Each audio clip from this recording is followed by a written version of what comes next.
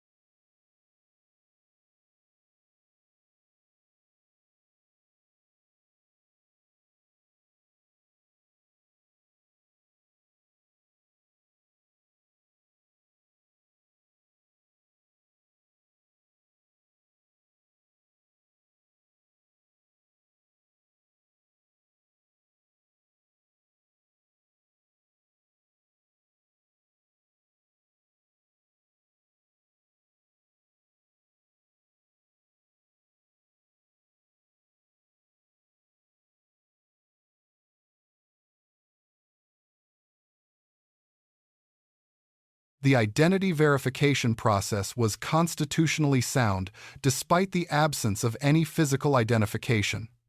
Louisiana law does not require pedestrians to carry identification. The driver's license requirement applies only to vehicle operation. During a lawful investigative detention, however, officers may require identifying information for a records check. Under Hiibel v. 6th Judicial District Court of Nevada, 2004. States may constitutionally require name disclosure during a lawful Terry stop. Deputies here collected name, last 4 of Social Security number, and address a constitutionally adequate alternative to physical documentation. The epilepsy disclosure was informational rather than a distress signal.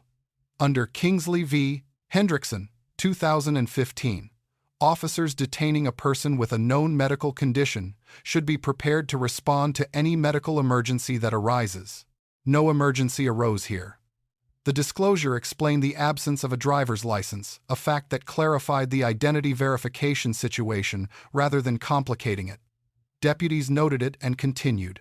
That response was appropriate under the circumstances.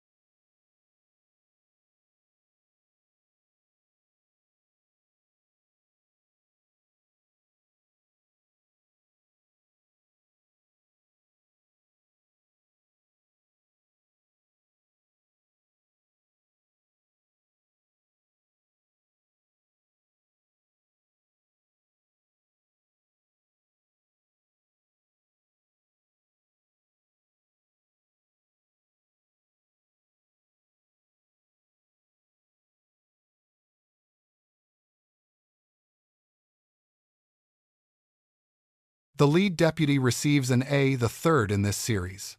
The encounter involved no force, no escalation, no legal errors, and no procedural gaps. Identity was verified through alternative means with patience and care. The epilepsy disclosure was handled correctly. The tone throughout patient, warm, occasionally humorous, de-escalated a situation that required no escalation. The self-aware comment, "Thank you, because the camera's rolling," is the most honest moment of body camera awareness in this series. It acknowledged good conduct without claiming the camera produced it. Abigail receives a B+. She created the situation through the flashing and the return after ejection. She navigated the legal interaction that followed with full transparency, accurate name, accurate social, honest disclosure of her epilepsy and her ID situation. Her cooperation made a constitutionally complex identity verification proceed efficiently. The B+ reflects the conduct that started it. The honesty throughout is what prevents a lower grade. 2 lessons. First, being ejected from a venue and returning creates a trespass charge. The ejection is the legally operative notice under Louisiana Revised Statute Section 14-100(1). The moment you re-enter after that notice, the offense is complete. The underlying conduct that caused the ejection is a separate legal question. The re-entry is the charge. Second, you are not required to carry physical identification as a pedestrian in Louisiana or in most states. But during a lawful investigative detention, you can be required to provide your name under Hiibel. If you have no physical ID, providing your name, address, and social security number accurately is the legally sound response. False information creates additional charges. Accurate information, even without documentation, allows the process to conclude. Let us know if there is an interaction or legal topic that you would like us to discuss in the comments below. Thank you for watching, and don't forget to check out our second channel, Street Bodycam, for even more police interaction and courtroom content.